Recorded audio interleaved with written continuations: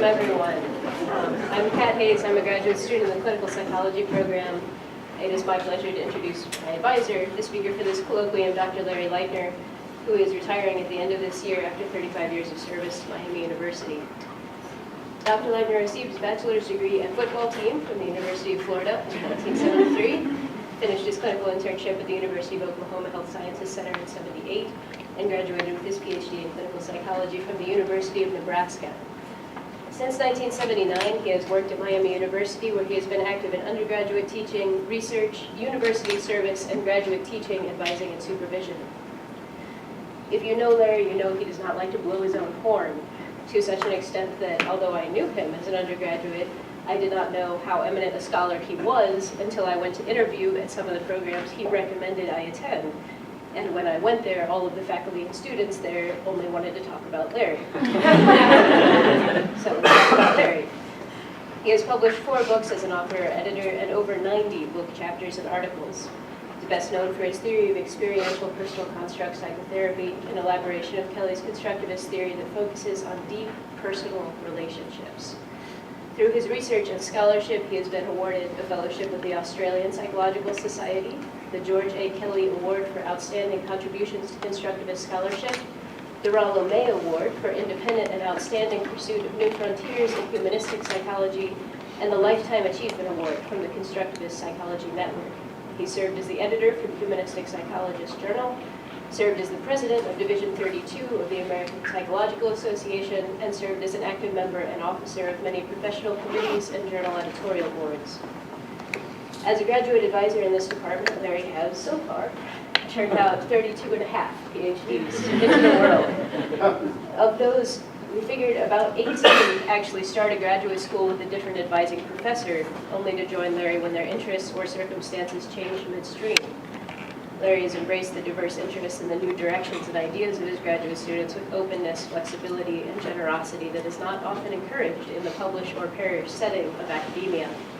He was awarded the Distinguished Teaching Award for Excellence in Graduate Instruction and Mentorship from Miami University in 2008, at which time he had graduated more PhDs than any other Miami professor. And unless someone has really been working overtime in the past 6 years, I assume that record stands. Many of his students have returned today, and after the colloquium concludes, we will adjourn across the street to the Markham Center for Larry's retirement celebration dinner. At the end of this year, Larry will be retiring and moving away, and I am so glad that we have this opportunity to hear him speak again before he goes. Please help me welcome Dr. Larry Leitner.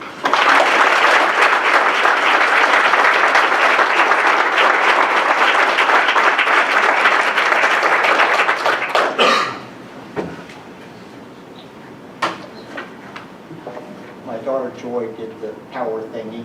I still don't know how to do it. She taught me how to click the mouse. So,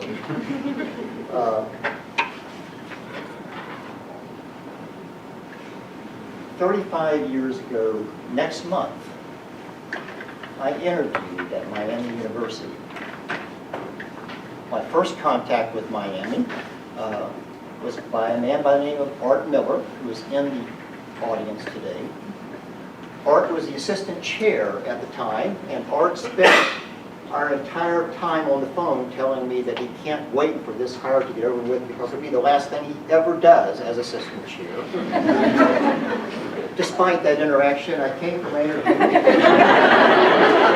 I was met at Cincinnati Airport by Don Parker, who was the chair at the time.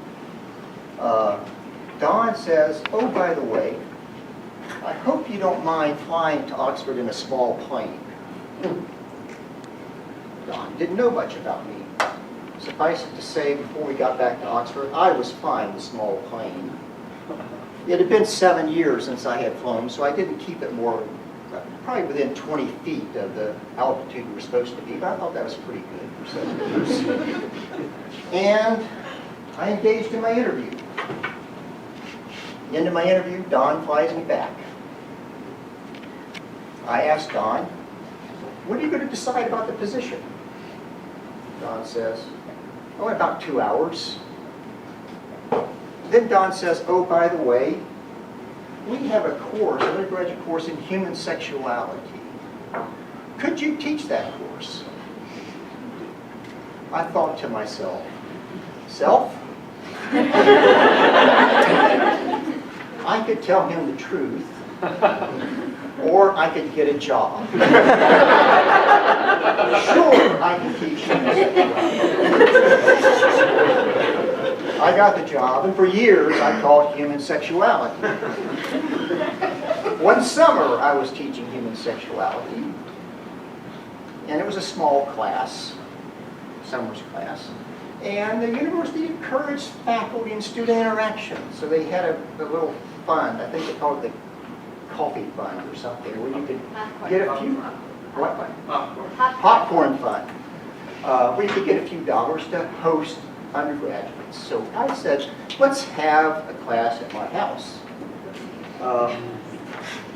I'll prepare some appetizers, snacks, and we'll just have a class that afternoon in my house. Well, about a half an hour before that class was supposed to meet, an undergraduate got a call from her mother. And her mother, she said to her mother, I can't speak right now, Mom, because I've got to go to Dr. Leitner's house for sex. Shortly thereafter, I no longer was teaching human sexuality. And I probably have forgotten most of what I once knew about it. Anyway, 35 years. It's a long time. It also feels like a blip. Miami and the profession have changed in these 35 years. Not always for the better. My colleague Roger Knudsen, when he retired, lamented some about some of the changes at Miami. So I'm going to focus more on changes that have occurred in the profession. In particular, I'm going to focus on issues of psychopathology and psychotherapy, as these have consumed my professional life. What I want to do is spend some time, a few minutes, talking about the current views that you see and contrast them with where the field once was, and lament some about what is being lost in the changes that have happened. So the current views on psychopathology.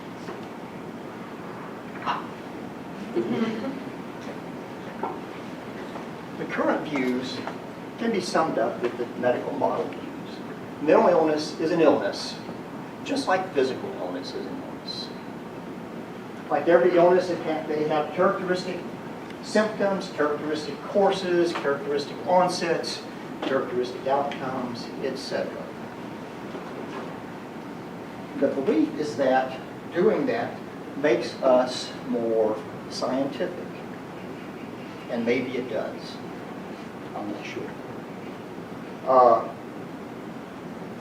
Related to the illness concept, though, is a philosophy of medicine concept that you do not have a disease unless you have an underlying biological lesion.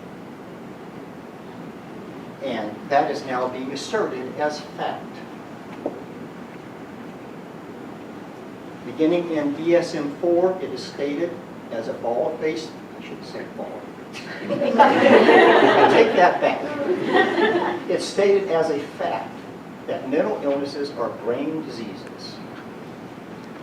This is despite the fact that there is no evidence to support such a position. To take the most serious of mental illnesses, for example, schizophrenia. Stephen Hyman, the former director of that communist organization, the National Institute of Mental Health, has said that the dopaminergic hypotheses were reasonable ones, but we have looked for decades and we have not found any data to support them. The National Institute of Mental Health. Data wind up being cooked sometimes. My favorite cooking involved studies into the genetics of schizophrenia. To prove that schizophrenia is genetic and therefore must be tied to some lesion, we have done things like interviewed dead people. I'm not making this up. You're a schizophrenic, your identical twin is dead. How do we find out if you're concordant? We interview. We do things like double count. If person A is schizophrenic and they find person B is schizophrenic, then they count person B as schizophrenic and find person A is schizophrenic, count those as 2 data points. While if person A is schizophrenic and person B is not, it counts as 1 data point. So despite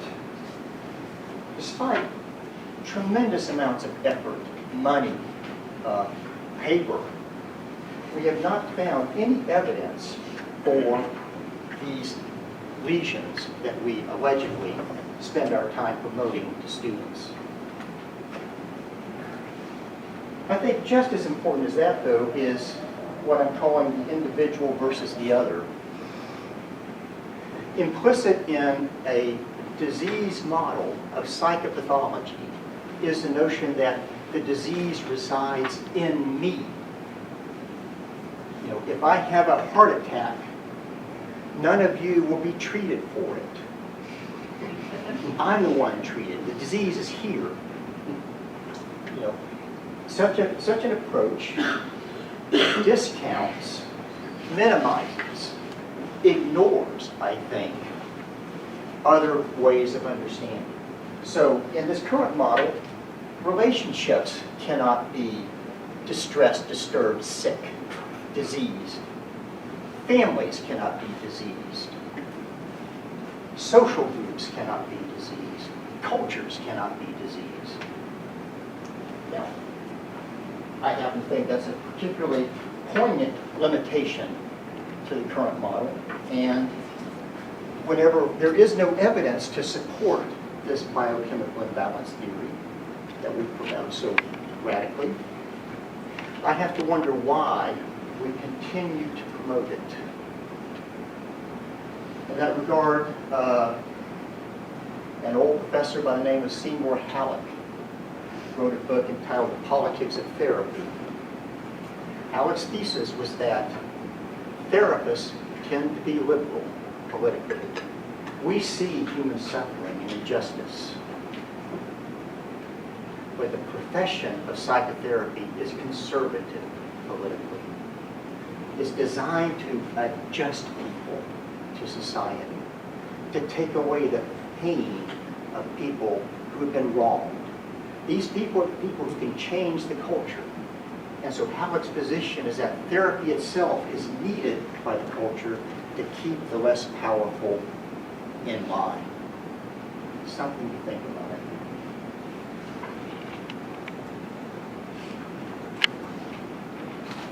In contrast to that, I'd like to argue at least some understanding and some sympathy for what I'll call the old view.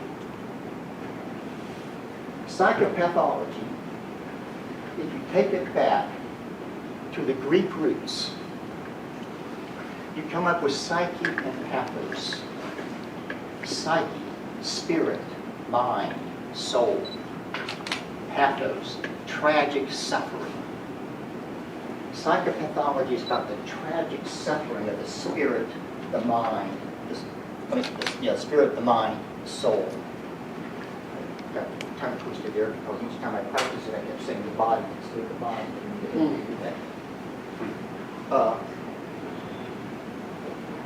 One of the problems, I think, of the current, speak louder? Yes, Okay. I can hear you. One of the problems of the current sort of reductionistic, scientistic approach to psychopathology is the equating of spirit, mind, soul with brain.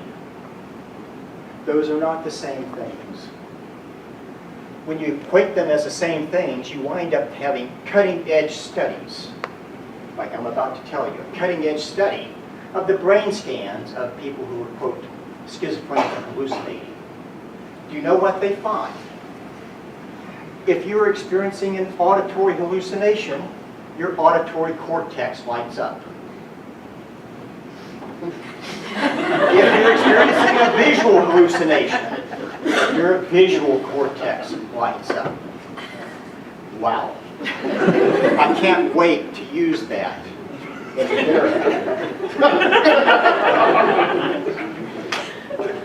It reminds me of R.D. Laing's famous saying that a therapist can know everything about the genetics of schizophrenia, schizophrenic thought processes, over-inclusion, under-inclusion, and everything is possible to know about schizophrenia and not understand one single schizophrenic. In contrast to this belief that we have these real diseases, the old school talked about the fact you can't separate the issue of values and diagnosing. Values are implicit or explicit in every diagnostic system. And the DSM is just that. It's a diagnostic system. It is not the Bible. As an aside, I never said to any of you guys who are graduate students or former graduate students that the DSM is just good for toilet paper. I would never insult toilet paper. But some examples of what I mean by values implicit in the diagnosis, who's diagnosed, is my favorite president, Abraham Lincoln. If you have any broad range of undergraduate abnormal textbooks, you'll often find Abraham Lincoln listed to show how prevalent psychopathology is. Mental illness even exists in the White House. Look at Abraham Lincoln. In contrast to that, another Abraham Maslow, viewed Lincoln as a self-actualizing human being, the healthiest of the healthy. Different values lead to different positions. My favorite illustration of that with Lincoln is a person who, at the end of his career, late in the 19th century, was serving, I think, as Secretary of State. I could be wrong about that, but in the cabinet. I want to say the McKinley administration. He had been a young whippersnapper in the Lincoln White House. The young whippersnappers in the McKinley administration were asking him about Lincoln. He talked about how warm Lincoln was, how friendly, how funny, how compassionate, how caring. And they said to him, but he always looked so sad. The guy looked at them and said, there was a lot to be sad about. Rollo May argues quite poignantly that the current generation's psychopathology, what people diagnosed pathological in one generation are struggling with, will become the cultural struggle a generation or two down the road. And we see that again and again. I'm going to give you an illustration of that fairly soon. Well, so let me illustrate the way values are there. Let's start with homosexuality and transgender. Back when I was training, back in Benton Hall, when I was training Sigmund Freud, homosexuality was listed as a mental illness. It was there. For those of you who had the MMPI course, there's even a masculinity-femininity scale that was designed originally to allegedly capture homosexuals. They're mentally ill. Homosexuality is no longer a mental illness. Transgender was a mental illness. Transgender is sort of no longer a mental illness. If you're transgender and you don't feel good about it, you can be mentally ill. But if you're not, if you feel okay about it, you're not. That's why I say sort of no longer. These did not change because people reviewed the literature and said, guess what? There's no brain lesion to say who's gay and who's not.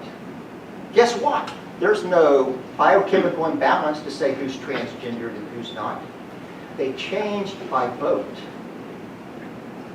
They changed by vote because the culture's values changed. Without the change in the culture's value, I bet you they'd still be listed. So, for example, I could not imagine, and it's hard for me not to be able to imagine things because I have a vivid imagination, I cannot imagine that the American Oncology Society would ever change by vote or decide to vote on whether colon cancer is or is not a disease. But we did. Bipolar. Bipolar didn't even exist back when I was in shrink school. It was manic depression. But anyway, the diagnostic criteria changed to add irritability as a criteria. There was no data to support the adding of this. It was just the values of the culture were such that irritable people needed to be treated. I'm not making this up, guys. One of the side effects of this, one of the horrible side effects of this, is that some of the most irritable people I know run around in diapers and training pants and are now being diagnosed bipolar and put on drug cocktails that are going to kill them. PTSD. You ready, Aki? Okay. What was his name? Bill? Bill. This is Aki's favorite example. Bill once presented complaining of classic PTSD symptoms. No doubt about it. You know, any psychologist on the planet say, yep, PTSD symptoms. Bill served in Iraq. Bill drove a tank. At the time in Iraq, when our tanks would go out on convoys, staying in the cities, on streets, they'd be single file. So at that time in Iraq, the opposition came up with a way to attack the convoys. The way they would do that is they would put a little kid in the street. The lead tank stops. Every other tank has to stop. Opposition attacks. Okay? So the order comes down.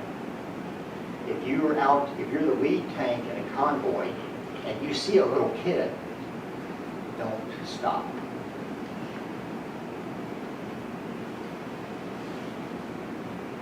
So Bill ran over a little kid, crushed him with an M1A1 Abrams tank.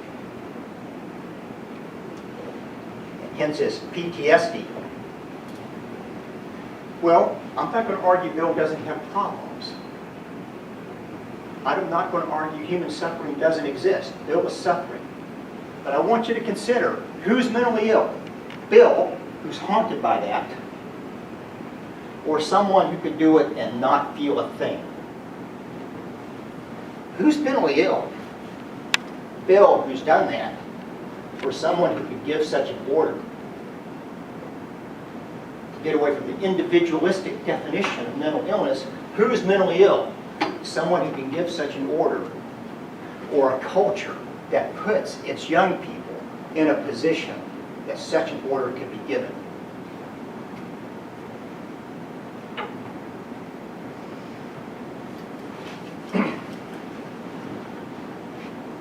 The science is in.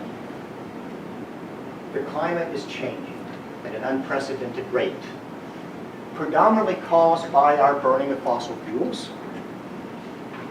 The science is so in that most radical, hippie, pinko, left-wing communist organization, the Pentagon, has listed unrest due to climate change as the #1 security threat facing the United States in the next century. Science in. Part of what's going to happen with this, already happening, is that the poles are melting, and there's going to come a time in the very near future when the Arctic Ocean can be traversed year-round. At that point, interesting things happen. So what's more psychotic, to use that word that I hate? What's more psychotic? A client of mine from the 1980s who believed the CIA was listening in on his phone conversations, we now know it's the NSA, I would like you to go back to Rollo May's thing. In the 1980s, clients were having this delusion, and now we're all dealing with it. Well, who's more psychotic? That client's delusion or the fact that the United States, Russia, and Canada are fighting with one another right now over the right to drill in the now exploitable Arctic Ocean to get more fossil fuels to cause more global warming. In terms of damage to the world or our culture, either one. Which one causes more damage? The delusion that the CIA or the NSA is listening in on your phone calls, or the delusion that we can continue to burn fossil fuels at will and not worry about it. Depression versus grief. Values yet again. How long can you grieve before you're mentally ill? How many, Yvette, can you hear me? A little bit. Okay. How long can you grieve before you're mentally ill? Many experts would say 2 years minimum.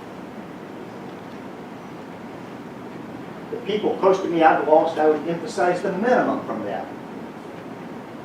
Currently, assuming your symptoms aren't too severe, you're allowed to grieve for 2 weeks before you're diagnosed as mentally ill. If your symptoms are too severe, I can diagnose you the day the loved one dies. Those are value positions. Oh, my Bill Gates.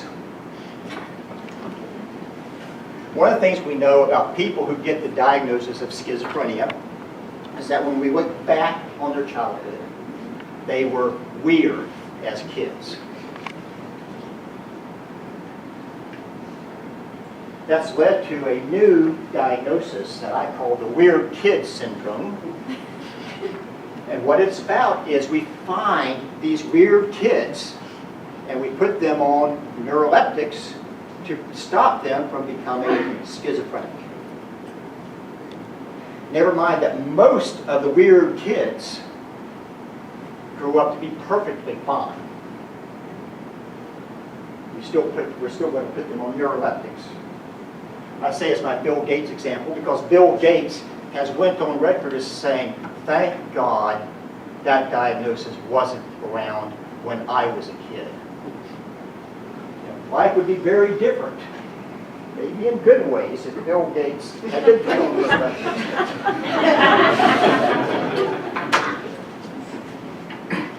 We then wind up needing to play games. So, you see a family in therapy. The insurance covers them for 20 sessions. So, from January through May, the wife is mentally ill. June 1st, she miraculously recovers. The husband now is sicker than a dog. October 1st or so is the daughter who is crazy. And we change who is mentally ill in order to get paid, all the while asking our clients to trust our integrity. Now, as I said, I'm not arguing that the old ways of doing it are right. I'm just saying, just be aware that values are implicit, cannot help but be implicit in the diagnosing of mental illness. Turning to psychotherapy. The current mainstream view is called evidence-based practice. It's been called many things over the last couple of decades. They started with empirically validated treatments. I played a role in stopping that one when Art Bohart, Maureen O'Hara, and I published a paper entitled Empirically Violated Treatments. So they gave up on that. So they've gone to various and sundry names. The current one's evidence-based practice. Evidence-based practice, like the diagnosing of psychopathology in values, is a blind allegiance to what's called a double-blind study. double-blind studies, nobody's supposed to know what even the hypotheses are, so therefore you get a true outcome. Never mind, in double-blind studies, they have found that over 3/4 of the coding errors made by coders who are blind are in favor of the hypotheses. The evidence-based practice movement privileges a reductionism in the fact that to be in one of their trials, you must suffer from one and only one mental disorder. If you've seen, I'm not making this up. When I was in shrink school, here was the thickness of the DSM. It's now this. There's no one. There's no human being who's ever walked the planet who would be in one and only one DSM category at this point in time. So because of that, most of the problems that people see in the real world are never investigated in these double-blind studies. But they still become the major way that we decide what treatments are worth doing. One of the implicit things in the double-blind study is that I, as a therapist, do something to you as the client. I do treatment A, which fixes disorder B. Or I'll do treatment C, which fixes disorder D. In doing that, we claim to be more like medicine. Right? You guys heard the claim. Well, one of the dirty little secrets is medicine is not that way. A physician does not heal. Sorry, guys. When I broke my elbow, the orthopedic surgeon did not heal my elbow. What the physician does is creates an environment where my natural healing process gives me the best possible outcome. That's no small task. I'm not demeaning physicians when I say that. That's a very important task. But the idea then that these treatments are healing and makes us more like physicians is a fallacious one. Even with surgery. If I can't stop little blood vessels from bleeding, I will never get off the operating table. So physicians do not heal. Doing something, therefore, is, I think, a fallacious idea. It also ignores the evidence. For 60 years, there have been two extremely replicable findings in psychology. The first one, similarity attraction. The second one, the dodo bird verdict. If you've seen Alice in Wonderland, at some point the dodo bird says, all have won, so all must share the prizes. What has been found for 60 years is all forms of psychotherapy work equally well. There are lots of reasons for that we could get into, but it's beyond the talk that I had organized. So it ignores 60 years of data that we know and are still being replicated.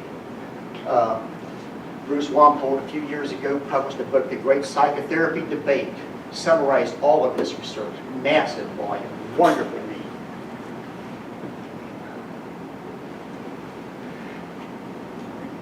The current mainstream view values the therapy relationship. And because of that, you hear people say, see, it's just like all these alternative views that value the therapy relationship. We'll see if that's the case.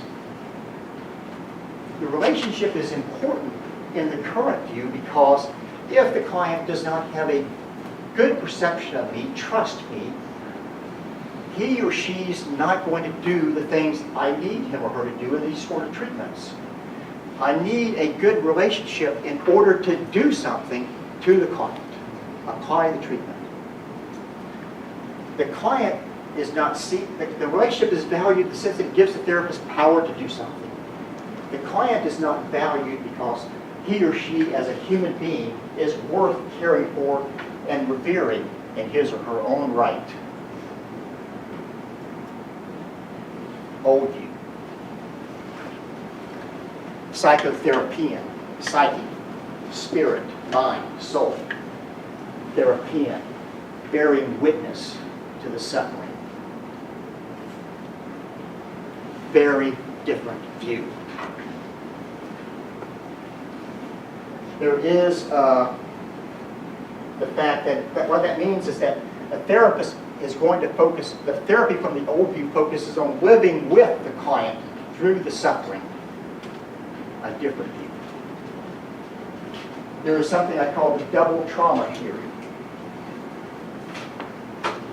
When something terrible has happened to a person, there are usually two traumas at least. The first trauma is what happened. So, I'll be talking about people who have horrific things happen here in a couple of minutes. Horrific things. Sexual abuse, murders, things like that. Those are traumatic things. The second trauma is that the person is alone with the first trauma.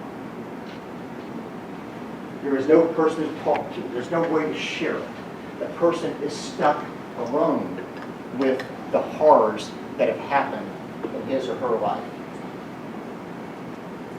Psychotherapian has a different view of the relationship.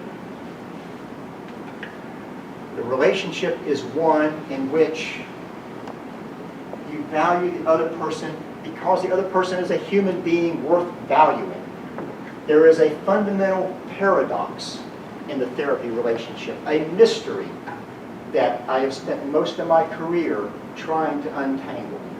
And that paradox is, as I value you as a human being, you start to talk about the things you need to talk about. And therapy then becomes transforming for the person. So, I would argue that that means, yeah, the evidence-based practice folks talk about empathy and they talk about a good relationship, but it's a different form of empathy and it's a different good relationship. They are not the same thing. So, what does it mean to bear witness? The term that I have talked about the most with this I call optimal therapeutic distance. Optimal therapeutic distance is a blend of connection and separation. I can tell experientially when I'm optimally distant. When I'm optimally distant, I'm close enough. I feel what you're experiencing inside of me. But I'm distant enough to know it's your experience and not mine. Now, I can then use that distance to be helpful. It's not totally my pain. It's yours in that way. The way I've been thinking about that more recently is I call it suffering with, suffering for, not suffering. Suffering with someone is optimal distance. Suffering for someone means I'm so close it's my pain and not the client's. Not suffering means I'm so distant I can't see the despair of the human being sitting in the room with me. Psychotherapian means that symptoms have meanings. There is, if not a logic, a psychologic to our symptoms. They don't just come up out of nowhere. Bill did not wake up one day and say,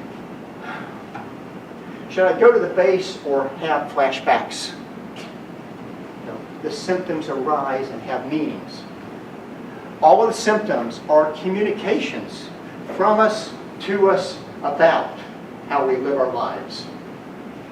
They simultaneously express the desire to connect and the desire to retreat from connection because of how badly injured we have been. So, I will give you an example. A woman presents, and she's there because her family are very concerned about her. So, being kind of dumb, I say, why are they concerned?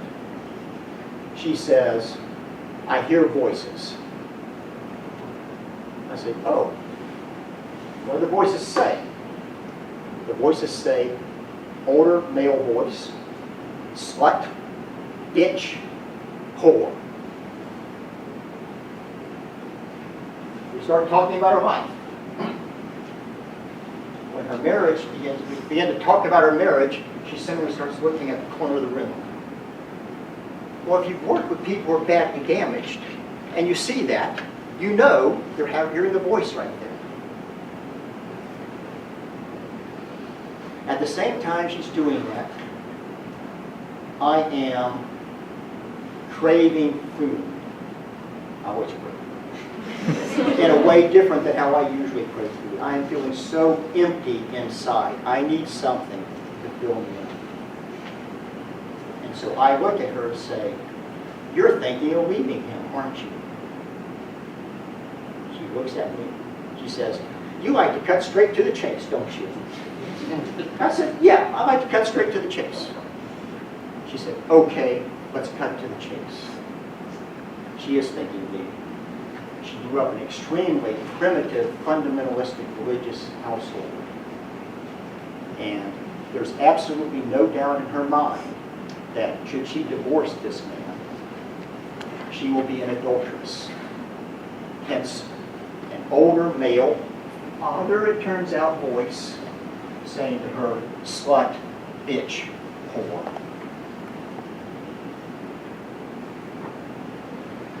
Part of what I think makes this demanding is to be bear witness means you've got to access parts of yourself that most of us don't like to know about.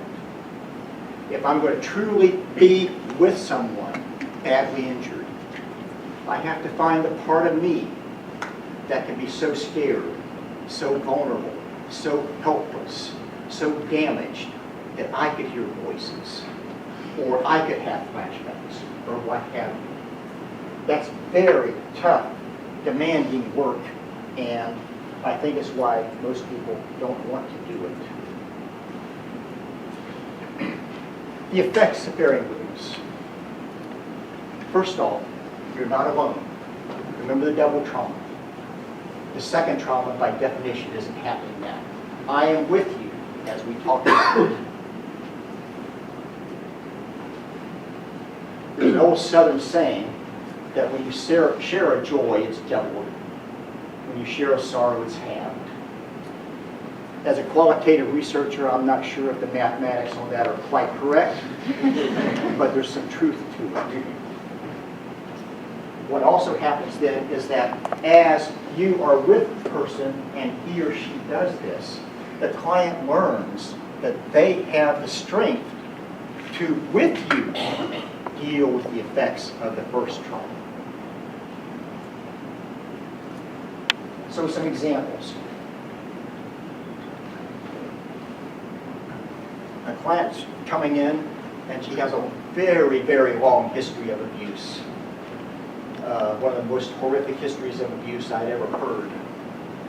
But there was one time her mother was nice and tender and warm. Every Saturday night, her mother would give her bubble baths. That was a fun time. I would then often use the bubble baths if she got too scared to get her back on some solid ground at points in the therapy. But one day she comes in and she's horrified. I say, what's up? She says, when my mother gave me the bubble baths, after that she would put perfume on me, put a nightgown on me, and send me to my stepmother. So the bubble baths become the tenderness she gets before sexual abuse. I hear that, and I have two reactions. One of them is a sense of horror that you may see in my voice now. But the other is a sense of yes. And the yes is because if she didn't trust the relationship, she wouldn't have brought it up. She wouldn't have allowed herself to bring it back up. The staircase one. One of the strangest symptom presentations I've ever seen. Woman seemed perfectly normal until you got her in a staircase. And then she would freak out. She was diagnosed schizophrenic because while in the staircases she would be actively hallucinating. And in we are.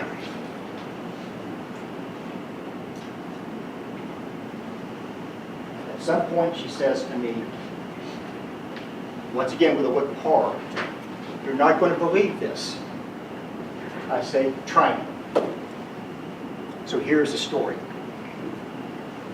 She's 3-ish,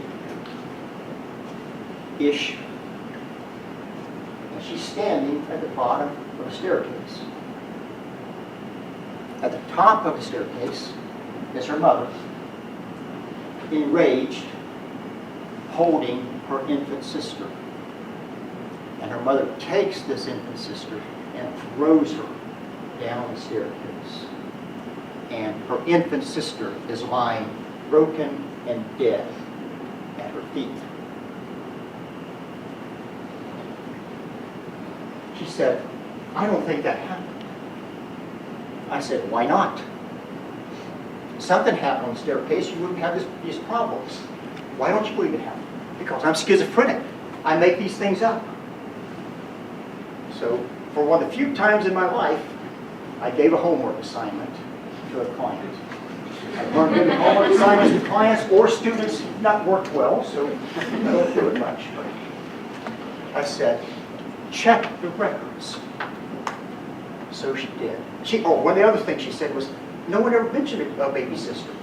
There's my older sister, there's a baby brother 5 or 6 years younger than me. There was no baby sister. I made it up." She checks the newspaper records.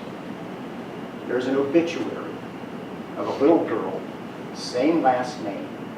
Cause of death was falling accidentally down the staircase. Another thing the mother said, and she didn't, is she looked at that 3-year-old and said, "If you ever say a word about this, you'll be next." I'm in the same spot. Horror, but a sense of yes. If she didn't trust the relationship, we wouldn't be talking about it. Healing has happened. The slut bitch whore person, I won't mention herself. I'll just say that prior to our talking about her marriage, she was having those hallucinations dozens of times a day. I saw her a week later and she had 3, 4 experiences during that week of hearing the voices. If you trust the relationship, things happen. I've already talked about the PTSD person, but it was the same thing. Horror of what he had to do. Horror of what he's living with. But knowing that if he didn't trust the relationship, we wouldn't be talking about it. That already healing has happened.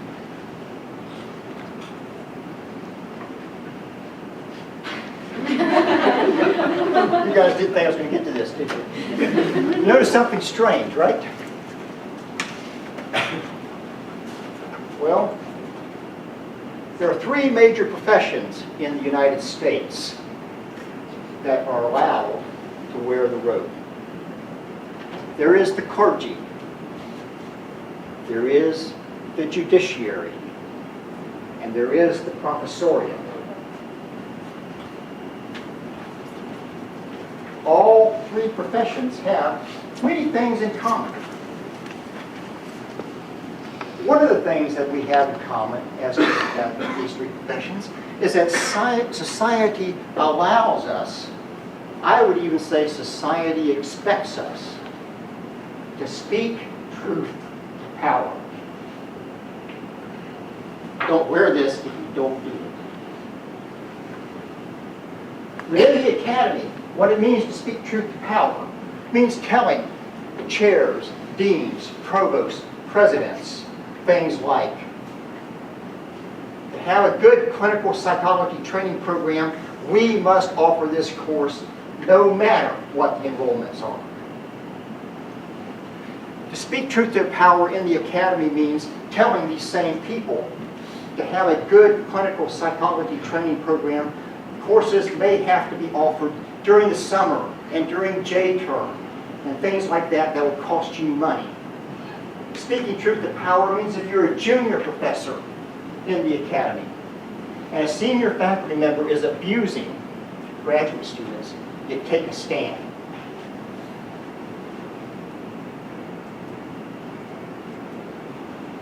In the world, I think speaking truth to power involves telling people about the DSM-Kappa debacle. For those of you who don't know, Kappa is the way in which the reliability of diagnosis is measured. And the myth is that the reliability problem is solved. We have this wonderful, reliable system. The truth is the Kappas are horrendous. DSM-3 Kappas were no better than DSM-2. DSM-4s were worse. DSM-5s worse still. Speaking truth to power means not only saying that they are unreliable, that by mathematical definition, absent reliability, you can't have validity. Speaking truth to power means telling people that all the differences in those abnormal, asking people to compare. Asking people to compare the differences between schizophrenic, those I put it in quotes since we have the Kappa suck. Schizophrenic and normal brain differences, and compare all the stuff we put in the abnormal textbooks about those differences to rats that have been put on neuroleptics and how those brains change because of the neuroleptics. Speaking truth to power means telling the NIMH, congratulations, you got something right. A few months ago, the NIMH came out with a proclamation. They are no longer funding research into the DSM. After decades and decades of research, they have said it's useless to look for biological lesions based upon these things. And then tell the DSM, but you don't have it right yet. Because what you're doing is you're saying, let's find other ways of dividing people up where we will find those lesions.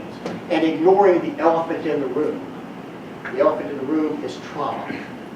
Speaking truth to power is to tell the NIMH and other powerful people that the National Health Service in Great Britain, after an exhaustive review of the literature, has decided to pay for psychotherapy for schizophrenics. They did that because they view the literature as saying, at best, neuroleptic medication helps 30% of the people so diagnosed, and psychotherapy is more effective. Speaking truth to power means telling people about the World Health Organization schizophrenia studies. These are studies that looked at advanced scientific countries versus primitive third world countries in terms of outcomes with schizophrenia. The purpose of those studies was to show how bad things were in these third world countries.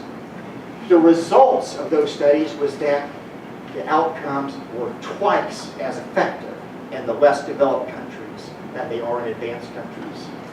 One of the most interesting one of those third world countries was India.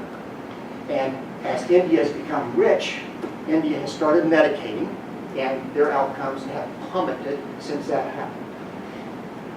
Speaking truth to power means letting people know that people who are diagnosed schizophrenic and put on neuroleptic medication have 15 to 20 years taken off their life expectancy. Speaking truth to power means telling people that that's based upon data we have now, where the low sort of break is in the early 20s. But now we're starting to put people on them as young as 3 or 2 or 1. What's going to be the impact on their life expectancies? Speaking truth to power means talking about something we don't want to talk about in this country. Speaking truth to power means here's a very interesting fact. If you are a first generation, your parents immigrated here, African American, they immigrated here, you're born here. First generation African American. You are more likely to receive a diagnosis of schizophrenia than someone who has 2 parents with that diagnosis? What does that say about racism, the stress of migration, poverty, inner city horrors? Speaking truth to power means talking about the shifts in bipolar and depression. When I was in shrink school, 1 person in 5,000 was diagnosed as what we now call bipolar. It's now 1 in 50, a 100-fold increase. When I was in shrink school, because the data supported this, the modal outcome for people with such a diagnosis was 2 things. 1, return to previous level of functioning, and 2, 1, maybe 2 further episodes in your life. The current outcomes with our current treatment paradigm is what's called short cycle, rapid, again and again and again, and declining functioning with each subsequent event. In contrast to what it is now, where depression is viewed as this lifelong disease that you must take pills that, among other things, may make you suicidal or homicidal.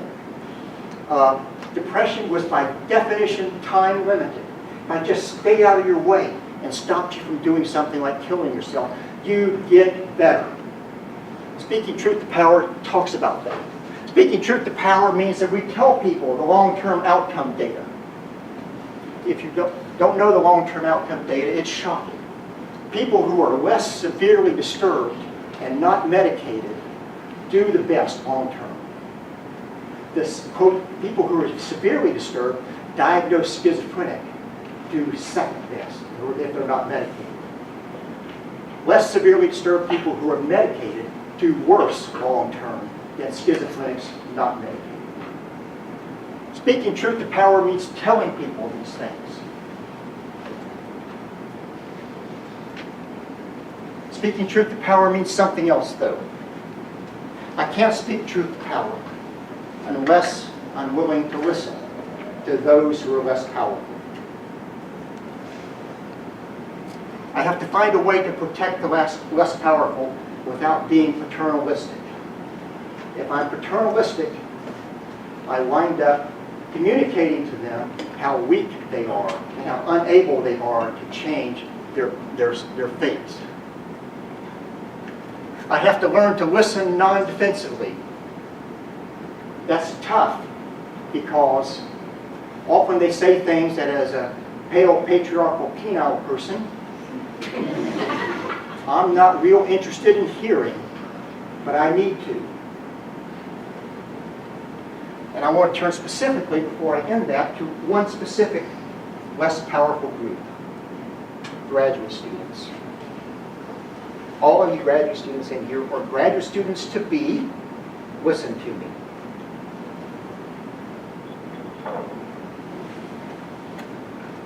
Never, ever, ever let a faculty member convince you that you are a burden in their life.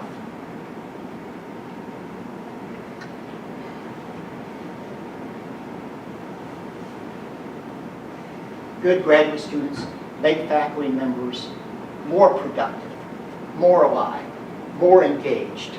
They are a blessing. They are not a curse or a burden.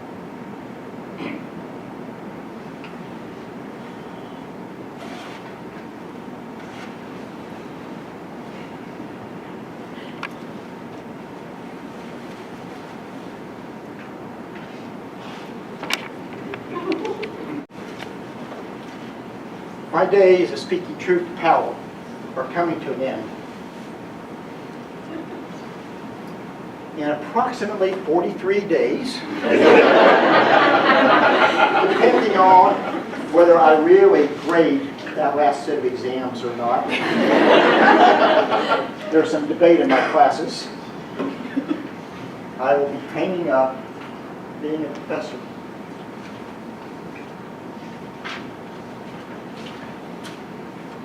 The field of psychology and psychotherapy has consumed my life. I have told many people, Landmark, you can hear this now, because you can have no effect on my future. For those who don't know, he's the chair. I view that as he works for me. He seems to have a different view, but he lets me have mine.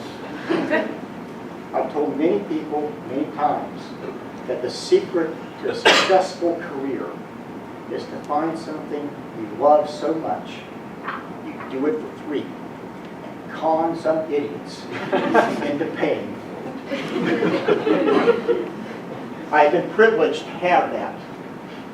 But this field of psychotherapy and psychopathology that I have loved so much, I see teetering on the possibility of entering a dark age, where the wisdom of decades is lost. I wish I could say that I'm leaving the field in a better position than I found it, but I can't. I hope I can say that I'm leaving the field in a better position than it would have been if I had not been the rabble-rouser that you guys have known me to be. Having said that, I thank you for coming to my final talk. Thank you.